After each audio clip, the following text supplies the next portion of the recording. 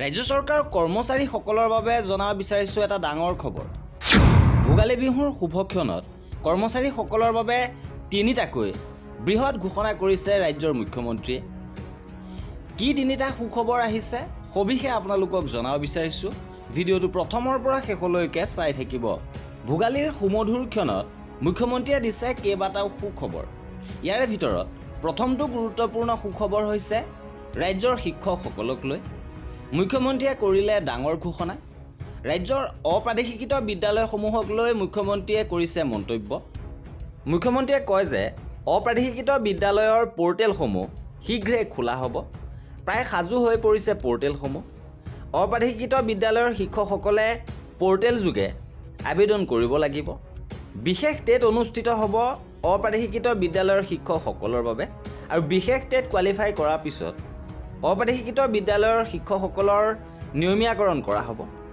এইবাৰ জনাব বিচাৰিছোঁ কৰ্মচাৰীসকলৰ বাবে দ্বিতীয়টো বৃহৎ সুখবৰ। মুখ্যমন্ত্ৰীয়ে লগতে ঘোষণা কৰিছে যে 1 ফেব্ৰুৱাৰীৰ পৰা সলনি হ'ব চাকৰিৰ বদলীকৰণৰ প্ৰক্ৰিয়া। নিযুক্তি পত্ৰ প্ৰদান কৰি মুখ্যমন্ত্ৰীয়ে ঘোষণা কৰিছে যে বছৰত দুবাৰকৈ চাকৰি বদলীকৰণৰ বাবে পৰ্টেল মুকলি কৰা হ'ব, য'ত কৰ্মচাৰীসকলে পাৰস্পৰিক বুজাবুজিৰে বদলীকৰণৰ বাবে আবেদন কৰিব পাৰিব। আৰু 1 ফেব্ৰুৱাৰীৰ পৰা আৰম্ভ হ'ব স্বাগত সতীৰ্থ নামেৰে এই পৰ্টেলটো। আৰু এই পৰ্টেলটোত বছৰত দুবাৰকৈ খোলা হ'ব, যি স্বাগত সতীৰ্থৰ জৰিয়তে সকলো কৰ্মচাৰীয়ে নিজৰ মাজত বদলীকৰণৰ বাবে আবেদন কৰিব পাৰিব।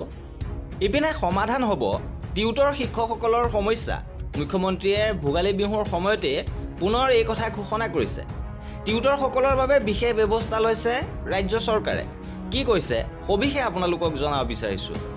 পর্টেলটা অলমোস্ট তৈয়ার হয়ে গেছে, যে কোনো দিনে খোলা যাবে। যারা কোয়ালিফিকেশন আছে ওনা আপগ্রেড হবে। একটা ওনার জন্য স্পেশাল টেট করার কথাটাও আমি বিচার করব। আৰু এয়াই আছিল আমাৰ আজিৰ ভিডিঅ'টোত।